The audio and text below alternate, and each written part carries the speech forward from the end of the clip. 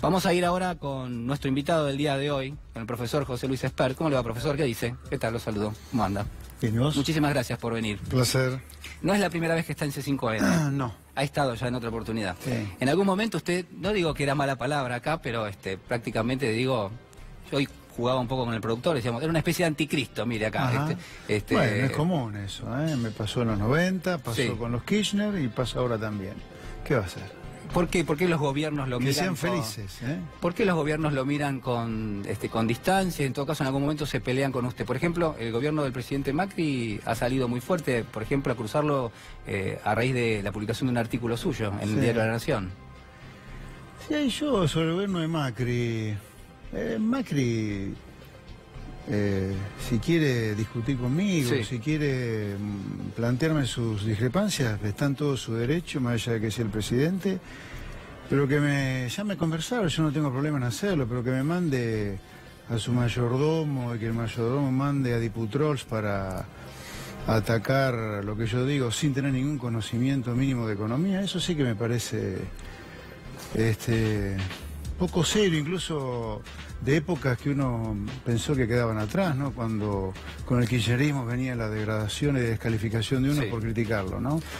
Pero ser el malo de la película como fui en los 90, como fui con los Kirchner o ahora, Mire, yo es tengo, algo que yo siempre tengo su ocurre. prontuario, yo tengo su prontuario acá. Usted, Prontuario. Mire, el ajuste económico podría haberse evitado. Artículo que publicó usted en el año 95.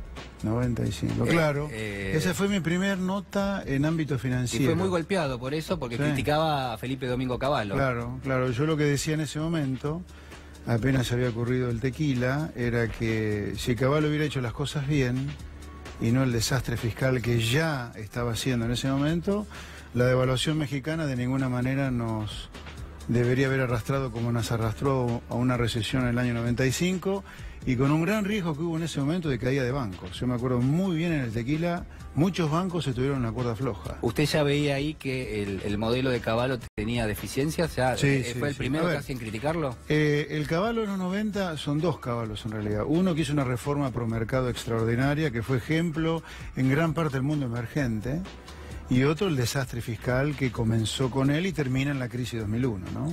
En el año 2004, Néstor Kirchner lo acusa de formar parte de un complot destituyente. Sí, sí, junto con Ávila, creo que estaba Rosendo Fraga y López Murphy, sí. ¿Por qué? No, bueno, está claro que el kirchnerismo, además de haber sido una asociación ilícita, es un conjunto de fascistas dementes, pero... ¿Por qué me dijeron eso? Bueno, porque yo fui crítico del canje de deuda que se estaba pergeñando en ese momento. Yo recuerdo que inicié acciones, pero algo con el fiscal Stornelli, ya no me acuerdo qué pasó. Sé que los Kirchner habrán apretado a quien había que apretar y todo quedó en la nada. Fue perseguido en el año 2012 por Cristina Fernández de Kirchner. Claro, porque yo decía que si fuimos a juicio en New York, uno cuando va a un juicio comercial, si pierde el juicio tiene que pagar. Si uno pierde un juicio penal va preso. Pero si uno pierde un juicio comercial como era ese, yo decía, acatemos el fallo porque las consecuencias de no acatarlo van a ser peores. Era por la emisión de deuda, con la legislación Nueva York. Claro, bueno, en los 90 Argentina emitió deuda bajo la legislación Nueva York. Si después de manera ridícula con la ley Cerrojo uno viola esos contratos, uno sabe que va a perder el juicio. Entonces me parecía ridículo haber ido a juicio y no estar dispuesto a acatar el fallo. Ahora el gobierno lo cataloga a usted como una especie de economista golpista. Golpista. Buah. Así que fui complotador, buitre y golpista. Ahora, gobierno hoy dice... Qué loco, ¿no? Esto de que a un economista profesional le pongan el mote de golpista, complotador, buitre, pero no se discuta el fondo económico de lo que yo digo. O sea, soy de todo menos un tipo que dice estupidez desde el punto de vista económico, por lo que veo, porque lo único que hacen es descalificarme en lugar de debatir lo que yo digo. A ver, yo dije en los 90 que eso iba a terminar mal. Terminó muy mal. El modelo de los Kirchner dije que iba a terminar en problemas. Terminó en problemas a tal punto que hubo que hacer un ajuste. Y hoy digo que es un modelo que está teniendo su rebote económico que va a continuar, y creo que por varios años, con alta inflación, pero va a continuar creciendo, pero que no se sostiene a la larga. Esa sobre eso a mí no se me discute, se me dice que no tengo en cuenta las condiciones políticas, que soy insensible. Ahora, el fondo económico, yo hasta ahora no encontré argumentos que lo rebatan, mucho menos razonables. Usted dice que no estamos del todo mal, no estamos en una crisis claramente. No, de ninguna manera. Hay quienes de alguna manera quieren comparar la economía argentina de este momento con lo que podría ser la economía de los 90, por ahí tiene algunas características, pero claramente no hay todas. ninguna chance en 2001, no asustemos a la gente al cohete. No, por eso. No hay ninguna chance. Es más, pero lo que usted dice lo más es que probable vamos hacia mal. adelante, lo más probable hacia adelante es que sigamos creciendo. Ahora, Sí.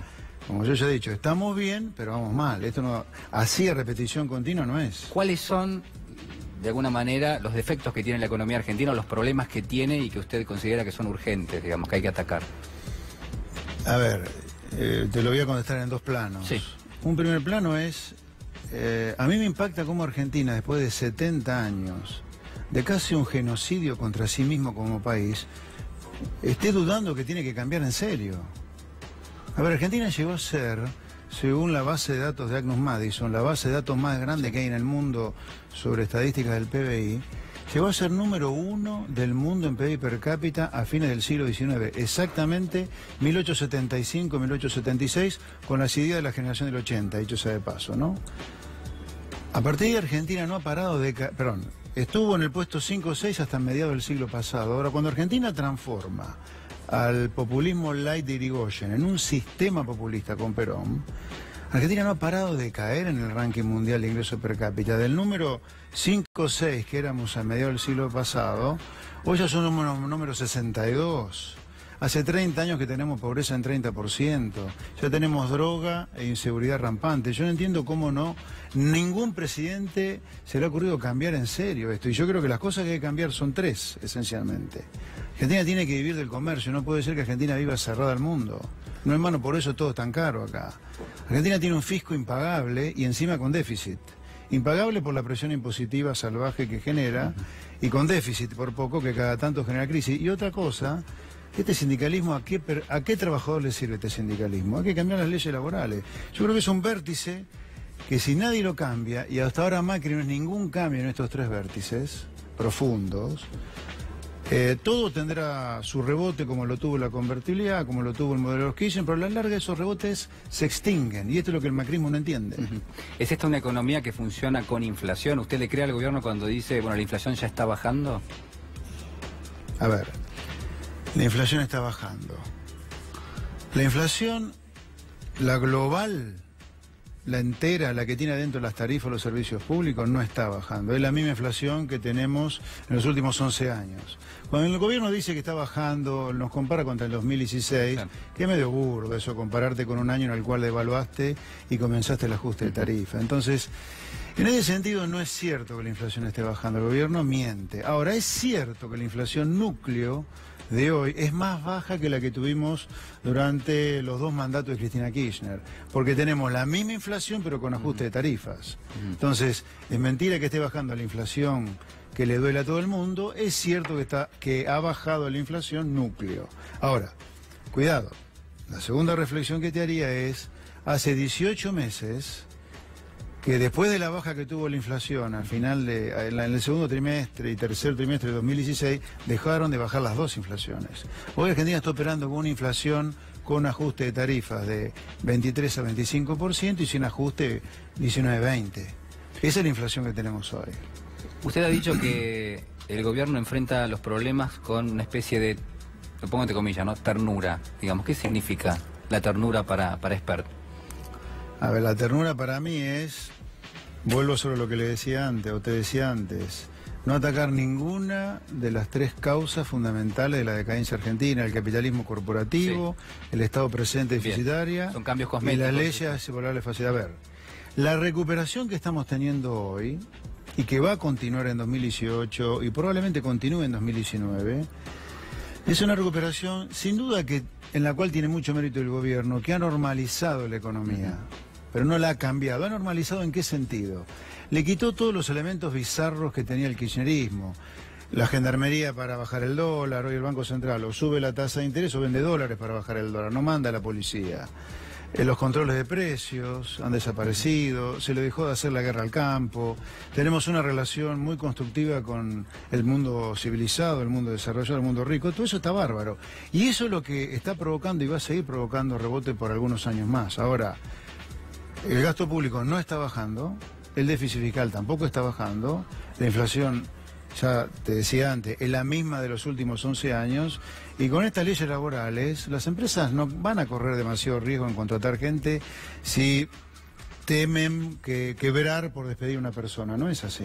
Ahora, doctor Espert, usted las ideas de alguna manera que promueve, o en todo caso que está compartiendo aquí con nosotros, prácticamente tienen una raíz común, es que son poco populares. Por ejemplo, abrir la economía, ¿no? Sí. Empezar a comerciar, y en todo caso hay quienes dicen, bueno, eso va a golpear, por ejemplo, la industria, va a golpear la creación de puestos de trabajo. No, bueno, pero, a ver, yo te tiré los conceptos. Sí. Ahora, después hay que instrumentarlo de manera adecuada. Todo esto, vos no podés abrir la economía con el dólar a 20, con esta presión impositiva y con estos costos laborales. Vos tenés que hacer un programa económico muy sincronizado, muy orgánico, en el tiempo. Esto nada se hace de golpe. Podrás hacer algunas cosas de golpe, pero no todo. Obviamente, abrir la economía al estilo Martínez Dios o al estilo Menem es absurdo, pero no porque ya se ha abierto mucho. No se abrió nada de la economía en realidad. Lo que golpeó no solo a la industria que compite con importaciones, sino también al campo, fue el atraso del tipo de cambio. Y eso se da como consecuencia de déficits fiscales financiados externamente, no por haber abierto mucho la economía al comercio. A ver,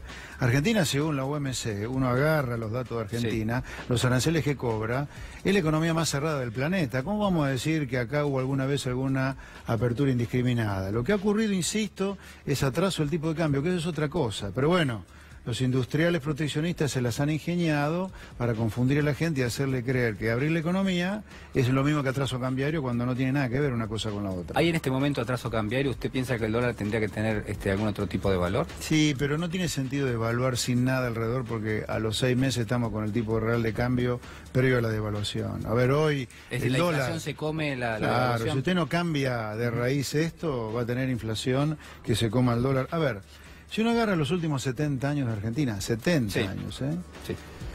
el dólar y la inflación van juntos acá. Claro, si yo no cambié nunca el modelo en 70 años, sino que hago siempre lo mismo con pequeños cambios cosméticos, obviamente que se va a verificar que a la larga la inflación sigue al dólar. No es así en los países que cambian en serio. ¿Qué pasa con los industriales, por ejemplo, este cruce con el gobierno que tuvieron hace apenas algunos días? El gobierno diciéndole que son unos llorones y los industriales quejándose un poco de las condiciones en las cuales tienen que producir. ¿Cómo usted está viendo este sector? A ver, ¿tiene razón el gobierno cuando le dice llorones? Sí. Pero es el gobierno, y todos los gobiernos, no solamente este, que se ha planteado siempre frente a los industriales, diciéndole a ver qué necesitan para poder producir y generar empleo. El capitalismo corporativo, ¿no? El Estado socio del sector privado. Es el Estado también que ha generado este tipo de capitalismo de empresariado prebendario, ¿no? O sea, también el gobierno es culpable de eso. Yo diría... deberíamos tener otro tipo de capitalismo, no este capitalismo de Estado socio del sector privado, que es de espaldas a la gente, hecho sea de paso, porque la que paga todo más caro para que el empresario haga ganancias y genere empleo es la gente de a pie. Sí. El que paga los costos laborales muchas veces, además del empresario, es el trabajador con menos salario de bolsillo. Y la gente está siendo devorada de impuestos por parte de una política que pone el gasto público en un nivel impagable. O sea, este populismo, al revés de lo que el populismo reza, va contra la gente. ¿Usted dice que hay populismo ahora? Como concepto, ¿no? Sí, no, lo de Macri no es alejarse demasiado del populismo histórico de Argentina. Es un cambio brillantemente diseñado por el equipo político de marketing de Macri. Durán Barba supongo que debe ser la cabeza de esto, pero para que nadie cambie sustancialmente. Insisto, la inflación es la misma de los últimos 11 años, el gasto público no ha bajado, incluyendo provincias, intereses y municipios, el déficit fiscal menos. Así que las variables fundamentales están iguales que en la última década, ¿no? Hay una definición de usted con respecto al modelo económico. Se la digo, a ver si se arrepintió o le parece que está bien. Dice, este es un modelito de Morondanga de Cristina, pero mejorado. Sí, lo dije y lo ratifico, sí. Sí, la verdad, hacer algo parecido en materia fiscal, en materia laboral, en materia de inflación. O sea que tampoco ha mejorado demasiado la economía. O algunas cuestiones sí, pero en líneas generales... A ver, yo repito, el gobierno ha hecho una muy buena normalización de la economía. Ha salido bien, por ejemplo, del cepo cambiario. Del cepo, sí, y la política exterior, insisto, es una política fiscal, una política exterior, perdón, espectacular. Sí. Ahora, usted tiene que hacer otras cosas en lo profundo de la situación fiscal, de la política monetaria y la política laboral, y de la política de comercio exterior. No es así, insisto. La normalización que hizo Macri, que ellos de paso, ya pasó hace 2 años la normalización, lo hicieron en el primer semestre de 2016. Después de ahí venimos navegando, surfeando la ola, pero hace 2 años que acá se dejó de normalizar la economía, bien normalizada, y esa normalización es la que está detrás del rebote. Pero este rebote, como tantos otros rebotes que hemos tenido a lo largo de la historia, así, si no cambian, se extingue a la larga. Y vamos a estar discutiendo en algún momento de los próximos 10 años otro ajuste. ¿Cómo ve a la gente en general? Digo, usted está en contacto, bueno, obviamente con el sector empresario, pero al mismo tiempo uno podría decir que hay cierto mal humor en parte de muchas familias en la Argentina porque han tenido que pagar más los servicios públicos. Obviamente, digo, venían congelados, pero claramente, digo, ahora ya hemos superado esa barrera y hoy están actualizándose permanentemente. Los alimentos cada vez están más caros. Digo, sí. Es más difícil la vida en la Argentina. A ver, con todo lo que yo discrepo con el gobierno, lo critico, sí. Estamos en una economía mucho más realista que tuvimos durante el kirchnerismo, que vivíamos con la ficción de que nos regalaban la luz, el agua y el gas, y que los alimentos estaban controlados. Así se fundió media producción agropecuaria argentina. Pero el gobierno anterior lo que decía Espert es que eso era parte de la política para asistir a los sectores que menores recursos tenían. No, eso es falso. Eso fue para colonizar voluntades nada más. Ahora, ¿cuántas personas viven entre Capital Federal y conurbano? ¿Cuántos millones? 17. 17 millones, bueno. 17 millones es un porcentaje que es el 40% de la 45% de la población argentina. Esa gente está pagando las tarifas de los servicios públicos mucho más cara que antes. Como corresponde, porque casi todo el interior estaba pagando estas tarifas. Entonces, si 17 millones están que trinan, seguramente hay mal humor. Es inevitable que haya mal humor. Porque son el 45% de la población argentina. Así que es lógico que haya mal humor, porque además el resto del consumo, en parte por el ajuste de tarifas, está creciendo muy poco. El consumo de bienes no durables, ¿sí? Estoy hablando del consumo masivo. Con los niveles de pobreza que tiene Argentina... Ha bajado mucho el consumo. Claro. El consumo masivo, el consumo de durable está creciendo muy fuerte, autos y motos, pero ¿eso qué es? Para el 20% de la... un sector muy chico de la población. El grueso de la gente consume no durables, y ahí la gente, obviamente, como está pagando el 45% de la población, las tarifas más caras, obviamente, no se puede dar los gustos de antes. Por eso el mal humor. A ver, ¿el mal humor es razonable? Sí. ¿Es natural? Sí. Ahora, con un modelo gradualista que crecemos al 3, a nadie le conforma este crecimiento, obviamente porque está del otro lado este ajuste por el ajuste de tarifa. Y otra cosa, que no hay que perder de vista también, estos son todos los costos del gradualismo, ¿no? Argentina, el último año que creció con el kirchnerismo fue el año 2011. De 2012 a 2015, 4 años, más el 2016, que fue una caída de la actividad económica, hubo 5 años que la Argentina no creció. Entonces que Argentina empieza a crecer un poquito ahora, con un ajuste de tarifa. A nadie le conforma demasiado, pero esto es mucho más normal que lo que teníamos durante el kirchnerismo, sin duda. ¿Le cierra Espert que el gobierno utilice como una forma de financiamiento lo que es el endeudamiento externo? Digo, un gobierno que va y busca 30.000, 40.000 millones de dólares por año. Digo, ¿eso cuánto tiempo lo puede llegar a hacer? Y no sé, es adivinar, porque el que te dice exactamente cuánto cree que le dura, no tengo idea cuánto le dura. Pero... si le cierra o no, esto lo No, claro que no, pero lo que no me cierra es un país que de los últimos 57 años, 57, tuvo 53 de déficit fiscal, solamente 4 con superávit. Los 53 años de déficit fiscal tuvo 4 crisis homéricas, el Rodrigazo, Martínez Dios, la Hiper y el 2002. Y lo único que hace es cambiar la manera de financiarlo. Después de la crisis de la deuda del 82, vino Alfonsín, como no podía colocar deuda, ¿qué hizo? Emitió. Terminamos en hiperinflación. Como no había más mercado de dinero para financiarlo con emisión, vino Menem y colocó deuda. Mire que la estamos, viene Marco Del Pon en un ratito. Sí. Se lo digo a Marco Del Pon, a Macri, yo lo que digo se lo digo a cualquiera, a todos. Vino Menem, deuda, default de la deuda con los Kirchner en emisión. Terminamos casi en una crisis inflacionaria en 2015, ahora vino la deuda. El problema es el déficit, ¿no? ¿Cómo lo financiás? Y eso usted dice que trae generalmente las crisis. ¿Estamos lejos? Ahora, sí. Decidido el gobierno de Macri a tener déficit, no es cierto que esté bajando el déficit, decidido el gobierno a tener déficit, dada nuestra experiencia, que cuando emitimos deuda y terminamos en default fueron crisis homéricas, yo creo que es menos malo el financiamiento inflacionario que con deuda. Digo, por los desastres que hemos terminado haciendo con la deuda nosotros. Insisto, dada la decisión de tener déficit, yo no tendría déficit. O sea, su propuesta es que el gobierno recorte los gastos para no tener déficit, pero sí, dado que el gobierno no lo está haciendo, dice usted, la forma de financiar eso, en lugar de ir a pedir deuda en el exterior, es emitir dinero a través del Banco Central. O deuda interna, pero deuda externa nunca. Por los desastres que hemos terminado haciendo nosotros. A ver, a mí lo que me aterra es la dificultad de Argentina para crecer en el largo plazo. Y parte de esa dificultad para crecer son las crisis. Y las crisis que ha tenido Argentina, cuando ha quebrado los contratos, como fue la crisis de la deuda de los 80 o la de 2001-2002, a mí me aterran a esta altura. Inflación argentina, desde mediados del siglo pasado, la tasa de inflación promedio está entre 30 y 35% como mínimo. Estamos acostumbrados a tener inflación. O sea, si acá nadie quiere cortar el déficit, sin duda que mirando la historia argentina es menos malo el financiamiento inflacionario que con deuda. A ver, le voy a proponer un ejercicio. Argentina, puesto a producir, ¿tiene que hacer tractores o automóviles? Tractores. ¿Por qué?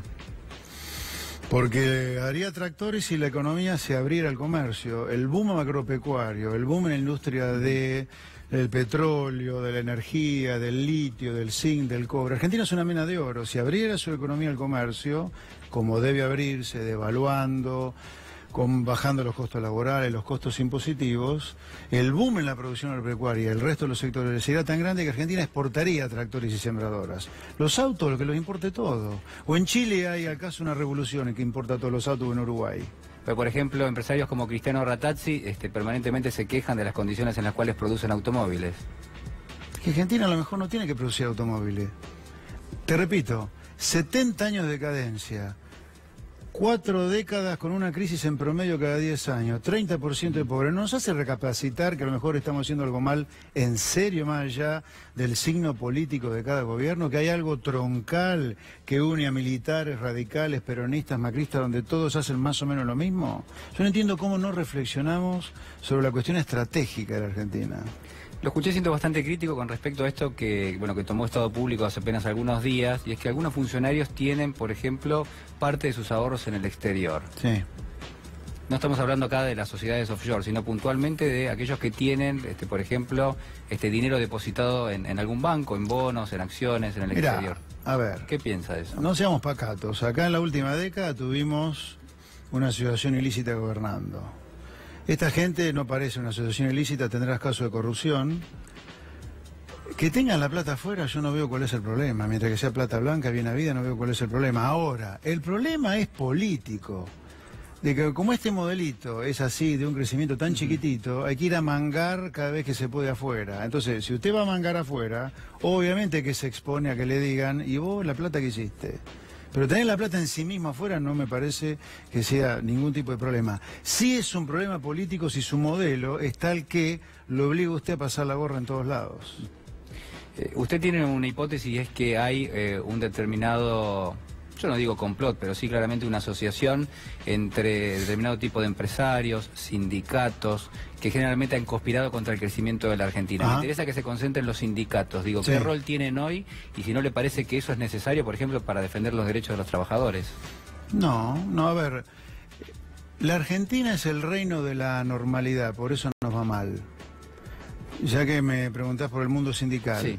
No hay en el mundo sindicatos que manejen la medicina para los trabajadores. No hay en el mundo.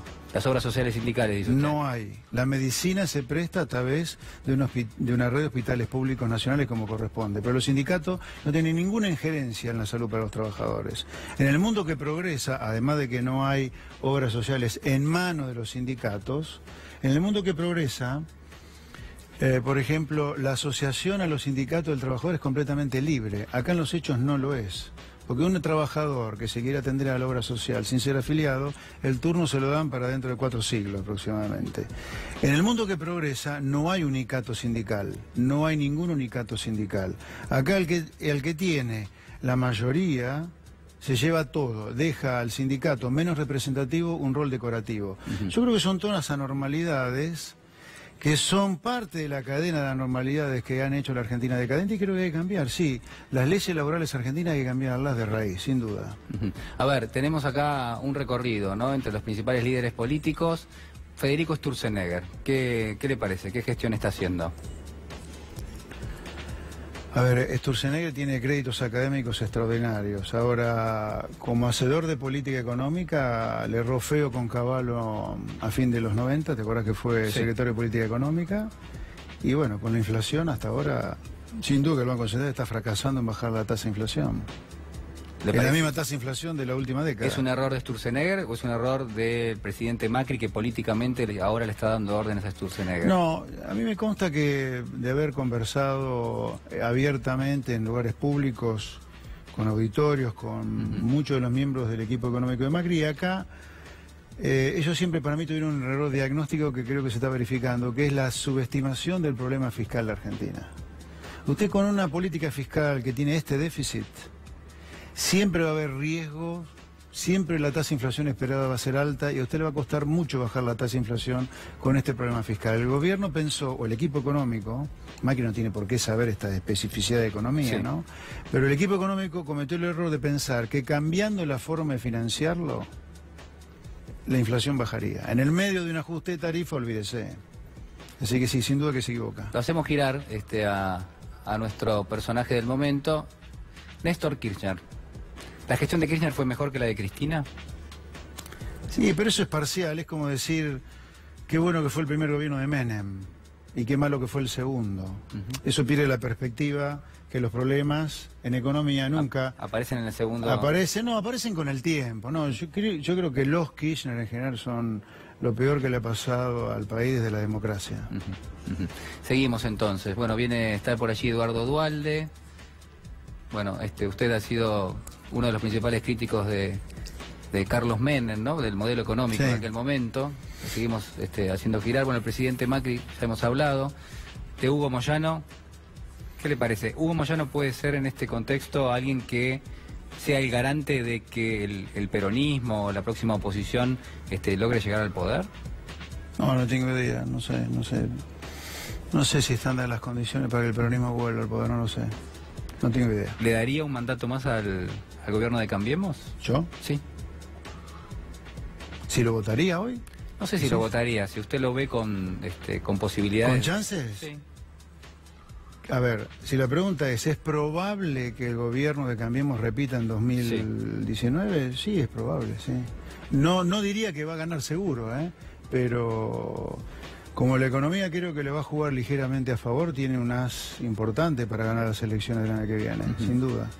La última le hago. El expresidente Carlos Menem, muchos son críticos, ¿no?, de lo que ha sido la década. No, yo no voy a criticar, a ver, la crítica mía no es de índole piel personal, sino Menem tuvo la oportunidad con la reforma estructural extraordinaria que hizo de cambiar a la Argentina y la arruinó. Como buen peronista, diría, por el populismo fiscal que hizo. A ver, Argentina terminó defaulteando la deuda. Nadie defaultea la deuda por placer, sino porque no la puede pagar. Y Argentina arrancó con Menem un plan Brady, ¿te acordás? O sea, con una deuda reestructurada que era pagable. Si terminamos defaulteando la deuda, groseramente 10 años después del plan Brady, evidentemente el problema fiscal de Menem es responsabilidad de él y él en algún lugar arruinó, cuidado, en una sociedad con serias falencias culturales que no sabe discernir muy bien. La sociedad vinculó la crisis 2001 con la libertad de mercados que tuvimos durante los 90 y eso es ridículo. Pensar que la libertad de mercados genera crisis es como... Pensemos lo que significa esa frase, que es la frase que le vendió el kirchnerismo a la gente y que la gente compró. La crisis es por la libertad de mercados. ¿Qué somos? ¿Un conjunto de monos drogados que si no lo tienen encerrado hacemos desastre con la libertad? No, el desastre 2001, que arranca con el default de la deuda, fue como consecuencia de un déficit fiscal que acumuló deuda y que un día fue impagable.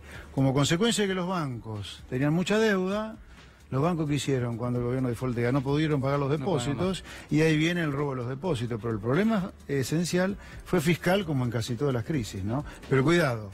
La decadencia, si vos me das una sola bala para responder, es la negativa de Argentina a vivir abierta al mundo comerciando. No hay ejemplos en el largo plazo de aperturas económicas bien hechas que no generen prosperidad.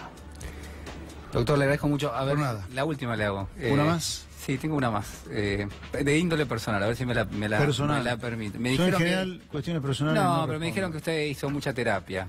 ¿Le sirvió? No, mucha no, hice terapia.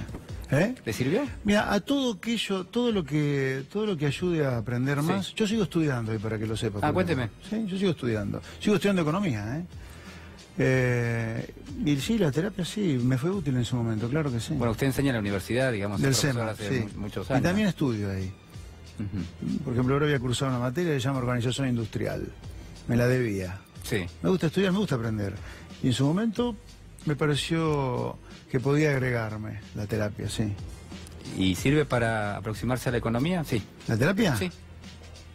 Hay que ser un poquito psicólogo. No, esa es otra pregunta. La economía es una ciencia. Sí. Podemos discutir cuán exacta y cuán no exacta es, pero eso no tiene nada que ver con la psicología. Bueno, doctor, le agradezco mucho. Fue un placer. Muchísimas gracias.